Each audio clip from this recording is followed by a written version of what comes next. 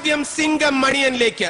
Actually അന്ന് എന്താണ് സംഭവിച്ചത് സിംഗം മണിയൻ? ഞാൻ ഇന്നലെ രാത്രി ബിവറേജ് കോർപ്പറേഷന്റെ മുമ്പിൽ ബിവറേജ് കോർപ്പറേഷന് മുന്നിൽ മദ്യപിച്ച് മതോന്മത്തനായി നിൽക്കുന്ന ഒരു പോലീസ് ഓഫീസറിൽ നിന്ന് എന്ത് നീതിയാണ് നമ്മൾ പ്രതീക്ഷിക്കേണ്ടത്? അയ്യോ, ഞാനൊന്ന് പറഞ്ഞോട്ടെ. ഞാൻ അവിടെ പാല് മേടിക്കാൻ പോയിട്ട് ബിവറേജസ് കോർപ്പറേഷനിൽ നിന്നും ഏത് മലയാളിയാണ് പാല് വാങ്ങാൻ പോകുന്നത്?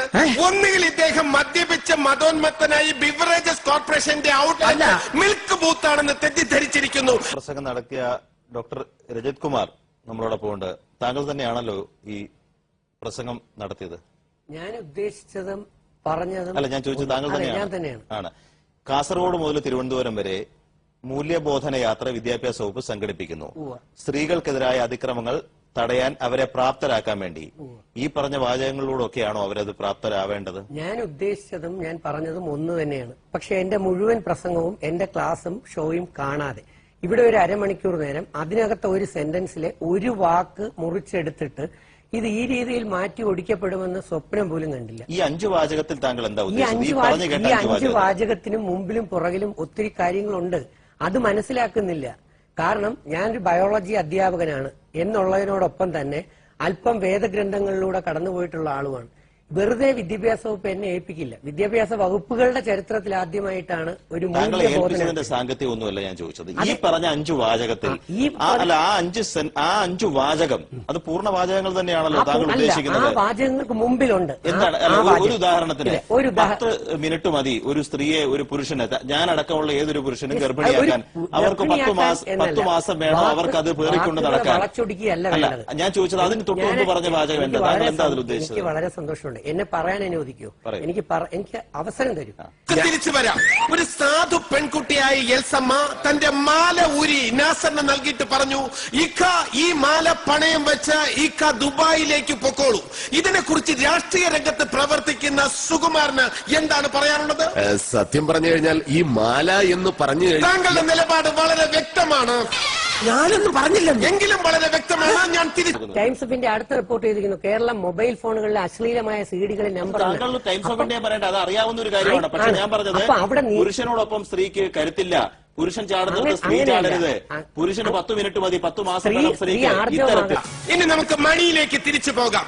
ലോക്കപ്പിൽ എന്താ സംഭവിച്ചത് മിസ്റ്റർ മണി? നിങ്ങൾ എന്താ നാസറിന് കുടിക്കാൻ കൊടുത്തത്? നിങ്ങൾക്കറിയാമോ, ഞാൻ അവന് പച്ചവെള്ളം പോലും കൊടുക്കാതെ പട്ടിണിക്കിട്ട പാവത്തിനെ കൊല്ലാൻ ശ്രമിക്കുകയായിരുന്നു സിംഗം മണി. അതല്ല, ചൂടുവെള്ളം. ഞാൻ തിരിച്ചു വരാം. ചൂടുവെള്ളം തലയിലൊഴിച്ച് പീഡിപ്പിക്കുക എന്ന ക്രൂരമായ ശിക്ഷാവിധിയാണ് സിംഗം മണി നടപ്പിലാക്കിയത്. എത്ര നിന്ദ്യവും ക്രൂരവുമായ ഒരു ശിക്ഷാവിധിയാണ്. പ്രേക്ഷകർക്ക് മനസ്സിലാകുന്നുണ്ടാവും. മിനിസ്റ്റർ വരുന്നു, അതുകൊണ്ട് തീരാ ഞങ്ങളുടെ പാക്കേജിൽ അരമണിക്കൂറുള്ളത് തീർന്നു.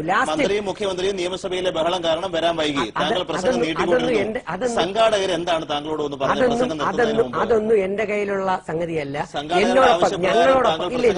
ഞങ്ങളോടൊപ്പം ബിന്ദു എന്ന് പറയുന്ന രാഷ്ട്രീയ നേതാവിന്റെ വാക്കുകൾക്കായി ജനങ്ങൾ കാതോർത്തിരിക്കുകയാണ്. പറയൂ. ശരിക്കും ഈ പ്രമേഹ വളരെ വ്യക്തമാണ് താങ്കളുടെ നിലപാട്. ഞാൻ തിരിച്ചു വരാം. ഞാൻ പറഞ്ഞില്ലായിരുന്നു. ഞാൻ തിരിച്ചു വരാം. തന്റെ ശത്രുവിനെ കൈകാര്യം ചെയ്യാൻ കിട്ടിയ അവസരം SI മണി മുതലാക്കുകയായിരുന്നു. ശത്രുവോ? അനാവശ്യം പറയരുത്. ഈ പറയുന്ന നാസർ എന്റെ ഫ്രണ്ടാ. എന്തിന്? നാസറിന്റെ ഭാര്യ നസീമ വരെ എന്റെ ഫേസ്ബുക്ക് ഫ്രണ്ട്. അപ്പോഴെല്ലാം വ്യക്തമായിരിക്കുകയാണ്, നാസറിന്റെ ഭാര്യ നസീമയുമായി അവിഹിത ബന്ധമുള്ള SI മണി കള്ളക്കേസിൽ കുടുക്കി നാസറിനെ അറസ്റ്റ് ചെയ്യുകയായിരുന്നു. ഇതിന്റെ ഇടയിൽ ഒരു കുഞ്ഞു വാക്കെടുത്തിട്ട് അത് വിശുദ്ധ ഖുർആനിൽ കോട്ട് ചെയ്ത വാക്കാണ്. വീണ്ടും വീണ്ടും താങ്കൾ കുഞ്ഞു വാക്കെന്ന് പറയുന്നത്. താങ്കൾ പൂർണ്ണമായി പറഞ്ഞ 26 മിനിറ്റ് പ്രസംഗം ഞാനെന്ന് കേട്ടു. എനിക്ക് മോന്റെ പേരറിയില്ല. ഒരു കാര്യം ഞങ്ങളുടെ ലേഖനത്തിന്റെ മുഴുവൻ സാക്ഷിയാണ്.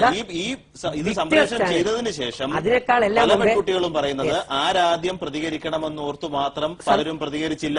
ഒരു പെൺകുട്ടി മാത്രം പ്രതികരിച്ചു എന്നേ ഉള്ളൂ. ചാനലിൽ ഫുൾ കാര്യങ്ങൾ റെക്കോർഡാണ്. സുകുമാരന് ശക്തമായി പ്രതികരിക്കാനുണ്ടാവും. എന്താണ് സുകുമാരൻ? പറയൂ.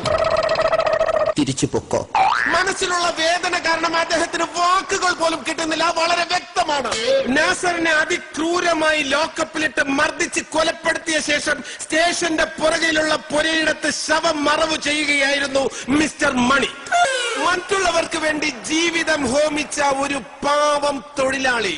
ആ ജീവൻ പൊലിഞ്ഞു പോയി. എന്റെ ജോലിയും പോയി. പോകണം. തെറ്റ് ചെയ്തതിന്റെ പശ്ചാത്താപമാണ് നിങ്ങൾ ഈ കാണുന്നത്. നിങ്ങൾ പറയൂ, ഈ സംഭവത്തിൽ യഥാർത്ഥ കുറ്റവാളി ആര്? നീ തന്നെയാ. നാസറേ, മണിസാറ്, അസുഖമായിട്ട് കിടക്കുന്ന വാപ്പയെ കാണാൻ ഞാൻ നാട്ടിൽ പോയതിനിടയ്ക്ക് ഇവൻ എന്റെ മരണം ആഘോഷിച്ചു. വാർത്തകൾ വളച്ചൊടിക്കുന്ന നിന്നെ പോലുള്ള കുതന്ത്രക്കാരാണ് സത്യസന്ധരായ ചാനൽ പ്രവർത്തകർക്ക് പോലും ചീത്തപ്പേരുണ്ടാക്കുന്നത്.